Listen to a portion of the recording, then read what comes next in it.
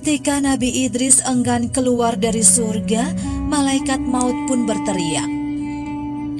Dikutip dari Indonesia Times, terdapat 25 kisah Nabi beserta mukjizat yang dimilikinya, termasuk juga perjalanan dakwahnya di jalan Allah yang sering kita dengar. Di antara kisah-kisah para nabi itu, terdapat kisah yang menarik dari Nabi Idris alaihissalam yang bakal diulas. Nabi Idris alaihissalam merupakan utusan kedua setelah Nabi Adam alaihissalam. Dia pernah merasakan kematian dan pernah mengunjungi neraka serta juga pernah mengunjungi surga. Namun saat mengunjungi surga, dia tak mau lagi keluar dari surga tersebut.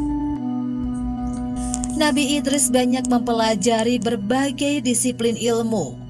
Nabi Idris juga merupakan manusia yang pertama kali menemukan alat tulis dan memahami sebuah tulisan dalam sejarah manusia.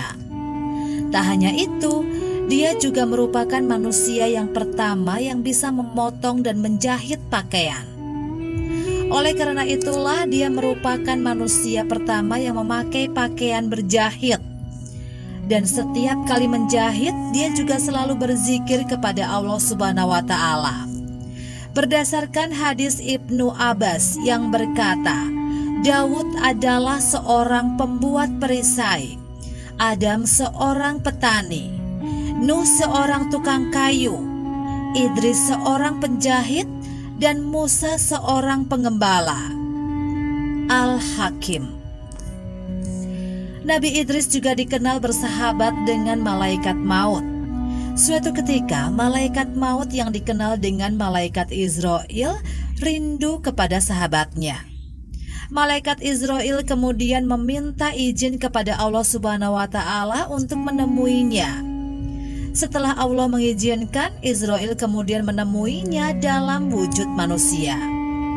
Nabi Idris yang melihat merasa jika pemuda tersebut begitu berbeda dengan manusia pada umumnya.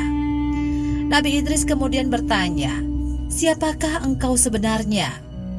Kemudian pemuda tersebut menjawab, "Saya adalah malaikat maut." Idris kemudian berkata, "Apakah kamu datang kepadaku sekedar untuk berkunjung ataukah dalam rangka untuk mencabut ruhku?" Dijawab Israel, "Aku datang untuk ziarah atas izin Allah Subhanahu wa Ta'ala." Setelah itu Idris mengatakan kepada Israel jika dia memiliki keperluan dengannya. Israel kemudian menanyakan keperluan hajat tersebut. Dijawab oleh Idris, "Hajatku padamu adalah hendaklah kiranya engkau mencabut ruhku. Kemudian kau memohon kepada Allah untuk menghidupkanku lagi, sehingga aku dapat beribadah setelah merasakan sakitnya kematian." Israel kemudian berkata, "Aku tidak akan mencabut nyawa seseorang kecuali atas izin Allah Subhanahu wa Ta'ala." Atas izin Allah, Nabi Idris dicabut nyawanya karena ingin terus menambah ibadahnya. Rasa sakit Nabi Idris saat kematian 1000 kali lebih sakit daripada hewan yang dikuliti ketika masih hidup. Meskipun saat itu malaikat maut mencabut ruh dari Idris dengan penuh kelembutan, namun rasa sakit tetap tak terelakkan. Dia kemudian meminta untuk ditunjukkan seperti apa itu neraka dan bagaimana saja bentuk siksanya. Dia berharap dengan itu akan menambah ibadahnya kepada Allah Subhanahu wa Ta'ala. Setelah mendapatkan izin Allah, Israel membawa Nabi Idris ke neraka. Di situ Idris merasakan panas dan betapa sakitnya siksaan api neraka. Dalam Duratun Nasyihin, setelah melihat neraka, Nabi Idris kemudian mengutarakan niatnya untuk melihat surga.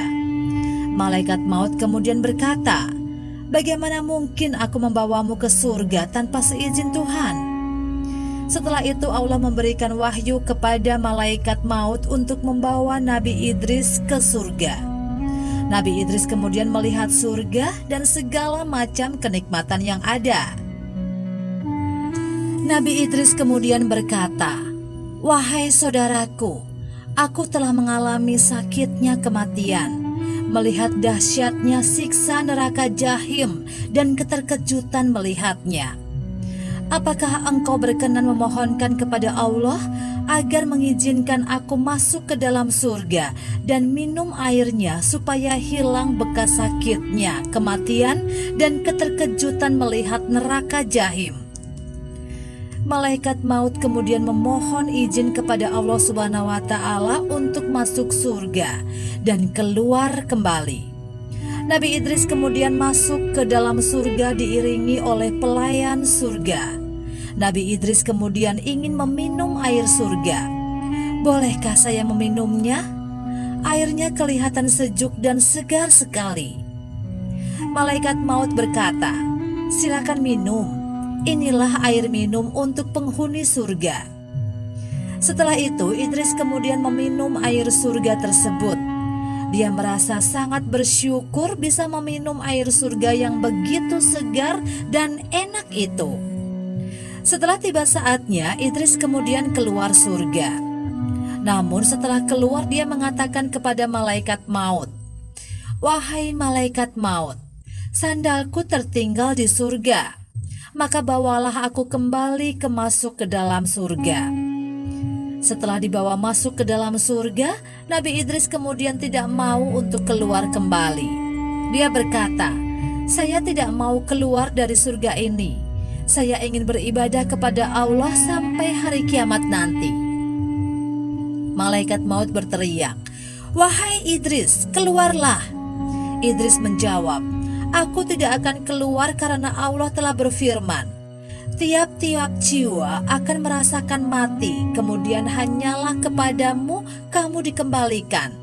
Quran Surat Al-Ankabut ayat 57. Allah berfirman, "Dan tidak ada seorang pun daripadamu melainkan mendatangi neraka itu. Hal itu bagi Tuhanmu adalah suatu kemestian yang sudah ditetapkan." Quran Surat Maryam ayat 71. Allah Subhanahu wa Ta'ala juga berfirman, "Mereka tidak merasa lelah di dalamnya dan mereka sekali-kali tidak akan dikeluarkan daripadanya."